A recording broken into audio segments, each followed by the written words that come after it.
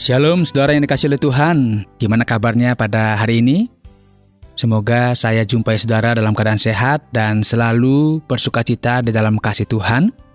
Dan seperti biasa, saya Yohanes akan bersama dengan saudara kurang lebih 15 menit ke depan dalam acara Figur. Semoga acara ini akan memberkati saudara karena kita akan belajar tentang pribadi Yesus Kristus, baik melalui pengajarannya, sikapnya, cara berpikirnya, perasaannya, serta jati dirinya. Dan saya berharap kiranya melalui program ini, saudara diberkati, dan kiranya pribadinya, figurnya, akan memberikan inspirasi bagi kehidupan saudara. Dari studio saya sampaikan, selamat mendengarkan.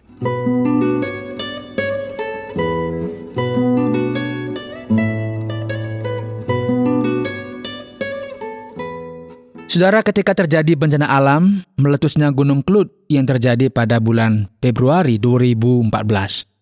Beberapa tempat di Jawa Timur bahkan Jawa Tengah diselimuti oleh abu vulkanik. Terjadinya pengungsian yang cukup banyak bagi masyarakat yang terdampak langsung dari bencana alam ini. Bahkan beberapa daerah seperti di Malang Raya, mereka ini kebanjiran orang-orang yang menyelamatkan diri dari akibat letusan Gunung Kelut. Banyak sekolah dialihfungsikan menjadi tempat pengungsian dan masyarakat bergotong royong, saudara. Ini saya catat. Masyarakat bergotong royong pada saat itu memberikan bantuan baik berupa makanan, minuman, selimut, obat-obatan, dan sebagainya. Saudara, mengapa masyarakat begitu antusias memberikan bantuan? Jawabannya sederhana saja.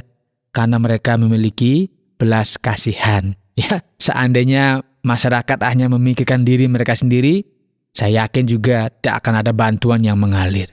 Dan hari ini, pelajaran kita akan belajar tentang figur Yesus, pribadi Yesus, yang penuh dengan belas kasihan. Mari kita ikuti kisahnya. Guru, suruhlah mereka pulang, supaya mereka pergi ke desa-desa sekitar sini yang terdekat, untuk mendapatkan makanan dan penginapan. Tempat ini sunyi. Kamulah yang harus memberi makan. Tapi yang ada pada kami hanya 5 roti dan 2 ikan.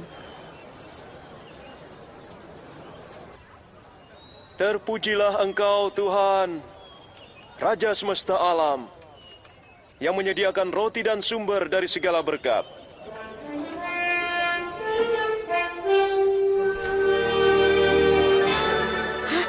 Suatu mukjizat. Mengherankan.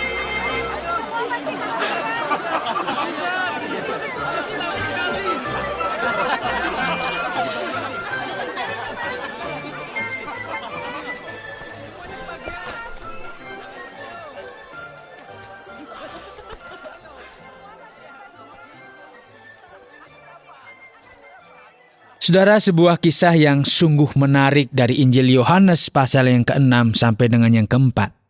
Kisah ini dimulai dari ketika Yesus dan murid-muridnya menyeberang Danau Galilea menuju sebuah tempat yang agak jauh dan berbukit-bukit. Memang tidak ada informasi yang diberikan untuk apa Yesus dan para murid datang ke tempat tersebut. Namun seperti kebiasaan Yesus, ia selalu mencari tempat yang sepi, yang sunyi untuk berdoa. Ya, bukan untuk melamun ya, tetapi untuk berdoa.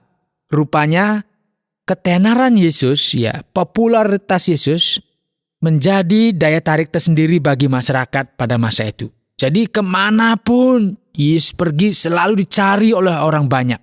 Dan di dalam ayat yang kedua dijelaskan bahwa orang banyak datang kepada Yesus disebabkan karena mereka melihat mujizat-mujizat penyembuhan yang diadakan oleh Yesus terhadap orang sakit. Tentu ketika orang banyak ini datang, pastilah ada di antara mereka yang datang dengan membawa orang-orang yang sedang sakit.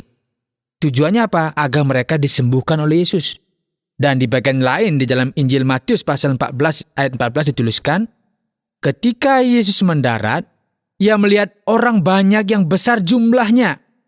Maka tergeraklah hatinya oleh belas kasihan kepada mereka, dan ia menyembuhkan mereka yang sakit. Saudara, mari perhatikan sebuah kalimat yang mengatakan, maka tergeraklah hatinya oleh belas kasihan.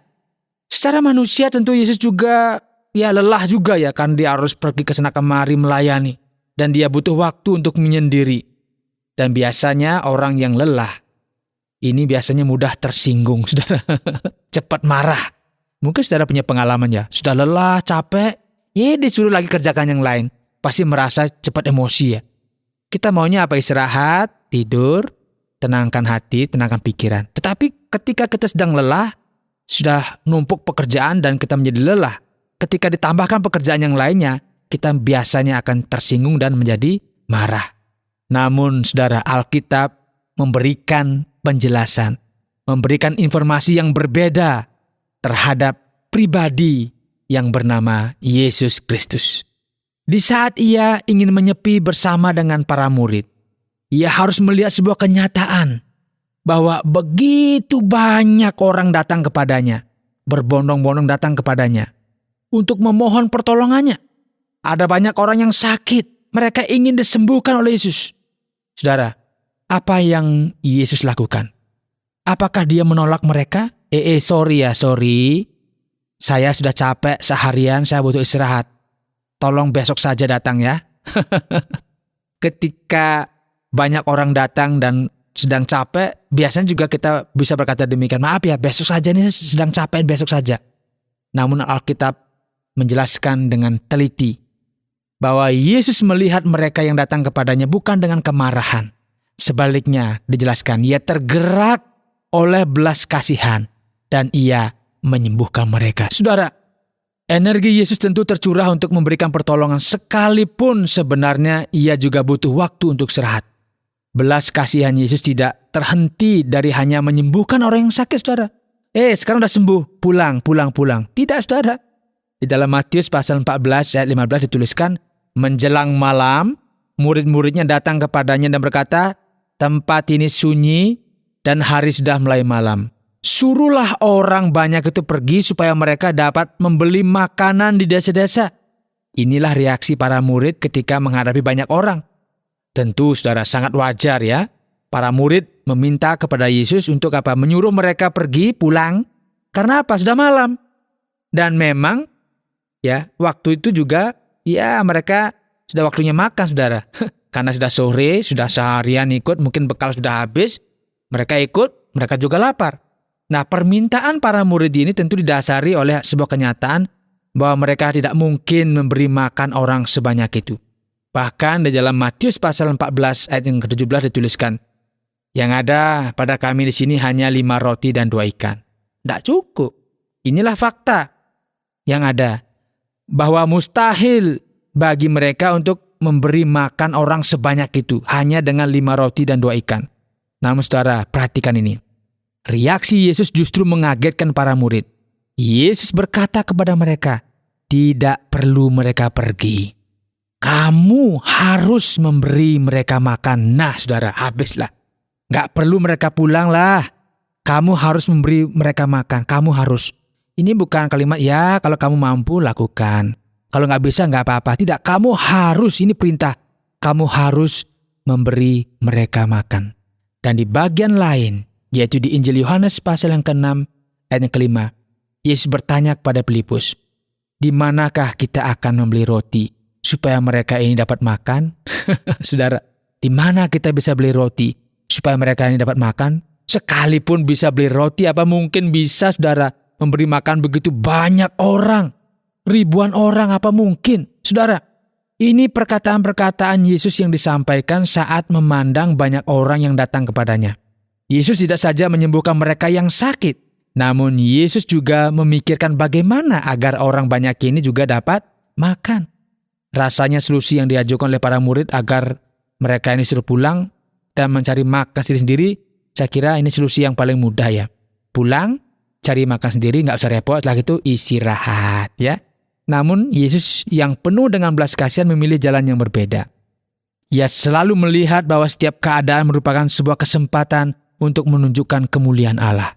Itulah sebabnya di dalam Yohanes 6 ayat yang ke-6 dituliskan, hal itu dikatakannya untuk mencobai dia, sebab ia sendiri tahu apa yang hendak dilakukannya. Saudara, terjadinya mujizat 5 roti dan 2 ikan cukup, bahkan lebih, untuk memberi makan lebih dari 5.000 orang. Sesungguhnya dimulai dari sebuah sikap hati Yesus yang tergerak oleh belas kasihan.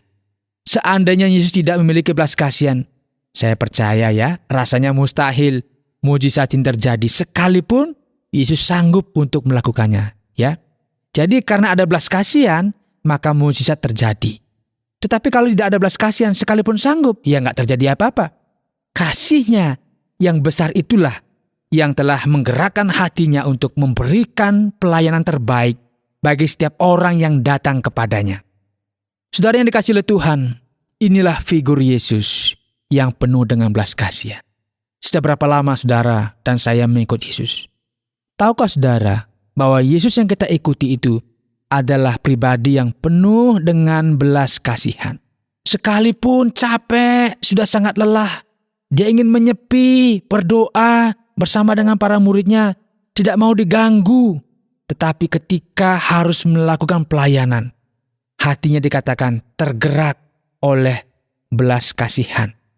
Kasihnya yang besar kepada umat manusia telah menggerakkan hatinya juga untuk melakukan hal-hal yang ajaib agar manusia memuliakan Bapa yang di surga.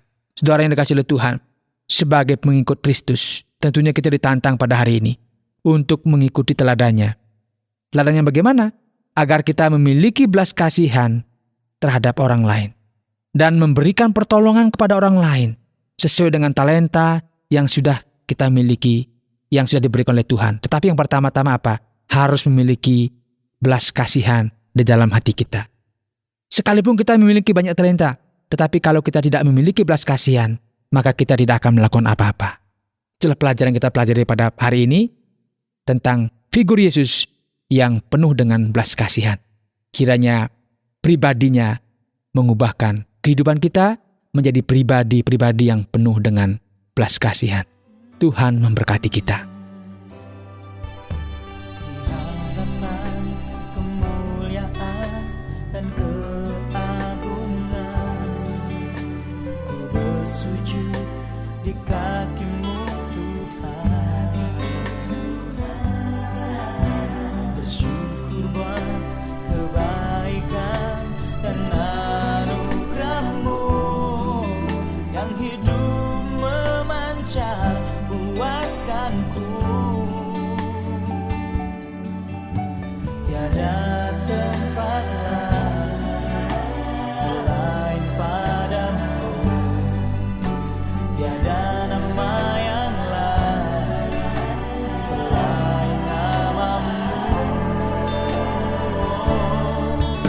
Sebab dunia tak memberikan keindahan yang Kau berikan, kasih-Mu yang mengubahkan dan beri kekuatan. Sebab dunia tak memberikan kesetiaan yang Kau berikan. Saat ini aku datang karena ku tahu Engkaulah jawaban.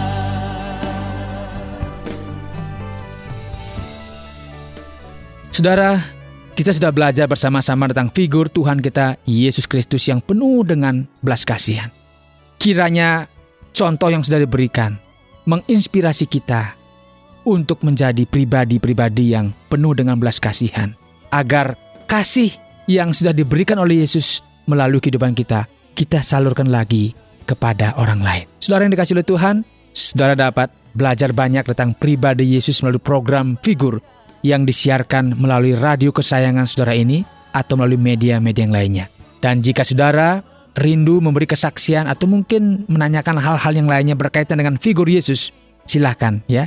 Kirimkan surat saudara ke Tromol Pos 261 Batu 65302 Jawa Timur atau melalui SMS ke 081 333 777 386. Saya Yohanes, mohon pamit dari ruang dengar Anda.